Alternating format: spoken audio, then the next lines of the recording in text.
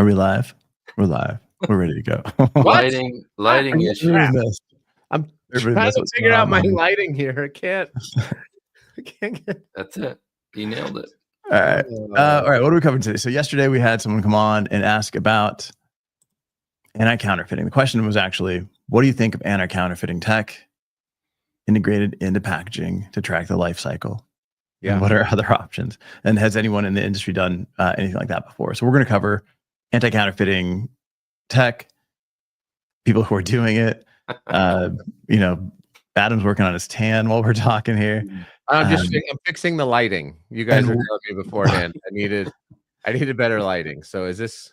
That's it. That's much better. You look better. You look good. Nailed it. You look healthy. Okay, thanks. And potential uses in for anti-counterfeiting tech. What other areas you can use it? So we'll get into that in a second. We'll talk to you in a minute.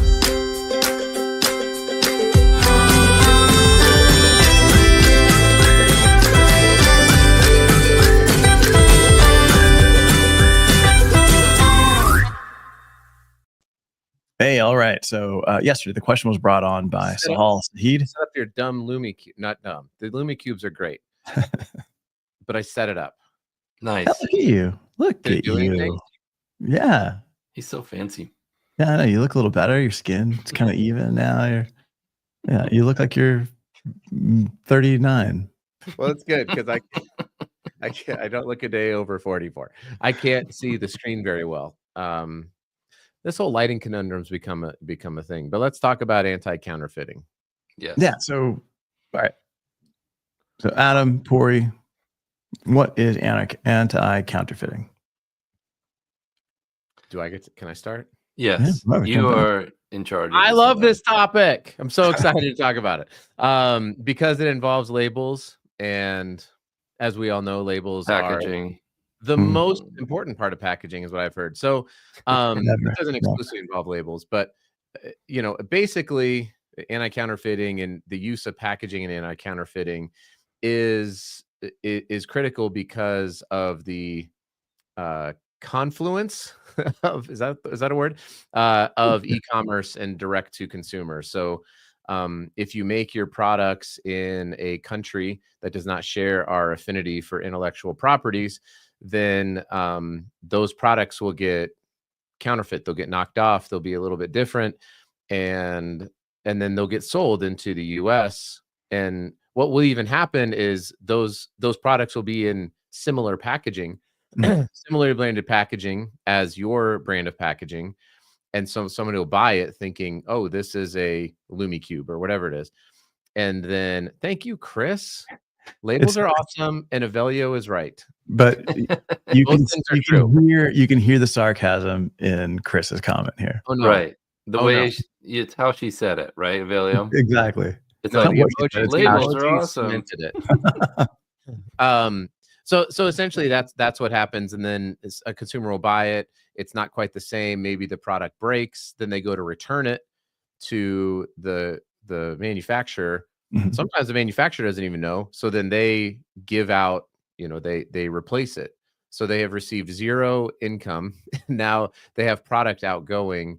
And the only person who really won is the counterfeit company. And I guess also the consumer, because they have a legit product now that they only paid 10% of the value for. So that's a little bit about about counterfeiting.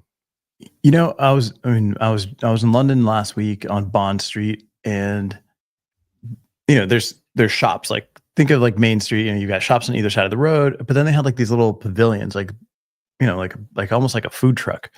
And it was just full of counterfeits. I'm going to say they're counterfeits. They had Burberry scarves, they had like Nikes, everything was like $20. Right. So they had like a physical location.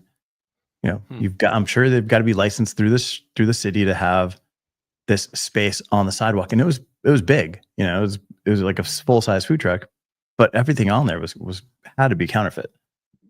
A lot of brands don't care, honestly, because it's so much work to go and like prosecute somebody for number one. Number two, if you're a Burberry or a Nike or a Louis Vuitton or whoever, or a Coach, like you see like Coach bags everywhere. It's like, oh, that one's fake. It's like, yeah, Mhm. but the logo is still out there, right? It's still a symbol of prestige.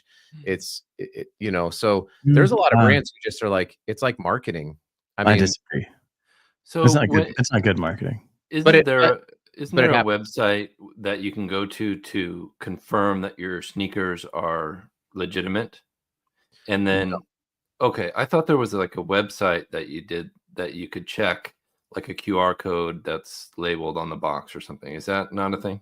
No, not really. Okay. So for sneakers and fashion, to confirm their authenticity, they have to be physically examined, Right. and so that's going And to packaging happen. is part of that, right? Correct. Mhm. And so you have to send it somewhere to be authenticated. And oftentimes, it's like if this sounds too good to be true, it's probably fake. And if you're okay with it being fake, they just buy the fake stuff. And there's plenty of, was it Poshmark and some of these places that you can just go Yep. buy Hmm. fake things online. And some of them come from the real factory. Really? Yeah, that makes sense. What was the question from Chris? Yeah. So Chris Olson's asking what industries are leading in the adoption of anti-counterfeiting tech. I don't know, like LVMH, they've developed Aura blockchain. They've done it. LVMH, Prada, Cartier, they co-developed Aura blockchain, which allows customers to certify, to verify the authenticity of their garments, and you can track the product. I know I had some Alexander McQueen shirts, and they had a woven label, and in that woven label there was an RFID. You could Hmm. scan it, and it would tell you, Can't that it scan. was part of. Yeah, but you can't scan an RFID from your phone. Like you have to have an RFID gun. Was it RFID? No, it was NFC. Sorry, too many abbreviations. So it was an NFC enabled label that you could scan, and then it would tell you what collection it was part of, when it was made. It gave you the whole history of it, which is pretty cool. Yeah. Yeah, I mean NFC plays a huge role in anti-counterfeiting, and then really diversion is a massive problem. It's a $1 billion problem where it's legit product that gets diverted out through the supply chain and then sold on kind of the gray market. So eBay, Amazon, places like that. And so you'll see a lot of both RFIDs. They can track down who's doing the diverting, and they can see where it's not making it by having RFID as part of their supply chain. But there's also things like microtext with digital printing that you can't, somebody can't see. So think about like microtext in a dollar bill. It's the same sort of technology that can be used in packaging to help identify if it's legit or not. Amazon has a program called Transparency, and there's a lot more brands that are kind of going into the transparency thing, which is just a QR code. So you get it, you scan it. I think I had one. Thought I had one down here, but anyway, you scan it, you open up the transparency app, and it says, "Yep, this is a legit product," or "No, this is not a legit product." Can I just buy that product, copy that QR code, and print it on all my counterfeit stuff? No, because Amazon controls all the data, and so the only way that it would actually be verified Mhm. is if it has been connected by the brand to that exact QR code.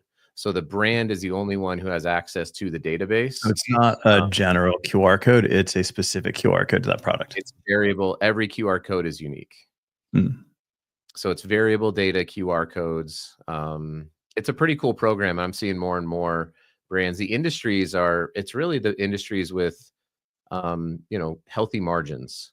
Because if there's a lot of margin to be made, that's where I think you see the diversion and the counterfeiting. If no one's trying to counterfeit bread or milk, like it's usually like high-end Yeah, luxury goods, I don't know. electronics. I've seen Milk. They're trying Yeah. to counterfeit milk. They're I have definitely seen not. counterfeit Coca-Cola production on the internet. That's No, that's pretty true. disgusting. Yeah, that would be kind of gross. But yeah, like I don't know. I was just gonna go down a list of, like, who's doing it. They've got Systech. Are you guys familiar with Systech? They do AE fingerprint technology. I've heard of the technology. I haven't heard of the company. Okay, and then there's Avery Dennison. Those guys do smart labels. Right, those guys are huge. Diageo and Pernod Ricard in spirits, they do connected bottle technology. They embed NFCs to verify the authenticity. Again, healthy margins. That's where Does you're. that go in the glass or on the glass? Like It's on a the QR code in label. the liquid. in the liquid of Definitely the, not in the liquid. it's at the bottom of the Usually- drink. So you have to Yeah. finish Usually it's the in the back. bottle. Because labels are scan it. packaged. And then, of really course, cool process. pharma. What's that? The process of embedding an RFID or an NFC tag into a label or into a shrink sleeve is pretty cool. Hmm. If you like label printing. I agree.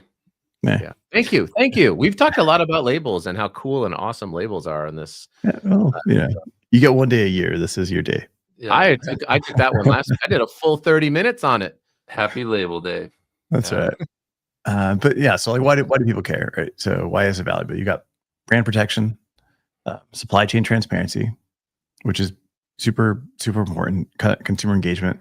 It doesn't just have to be for your supply chain, but as a consumer, you can experience something, whether it's like verifying it, Mhm. adding more features to it, gamifying. There's a lot of cool customer loyalty. I think absolutely. Mhm. Customer tracking, you can turn on their camera and see what they're doing. And then sustainability. Sustainability is, I don't know, you can track the end of life stuff, but if you've got a chip in there that's not recyclable, that becomes an issue. Those then kind of challenge. That's a great question. Are those tags recyclable, Adam? No, Are they metal? correct. Yeah, But they're a covered in problem. paper. Or That was my plastic? question to Walmart about Project Gigaton versus the RFID initiative. It's like, so you want to put electronics on all this packaging and then also have it be recyclable. Like it's an antenna and a computer chip. That's what an RFID tag is. Right. So yeah. So that's it. The 10 minutes. If you guys have any questions on RFID or if you think labels are packaging, throw a comment wherever you're watching. Do us a favor, subscribe. Look at that. He's got an RFID scanner right there. That's what happens if you RFID scan yourself.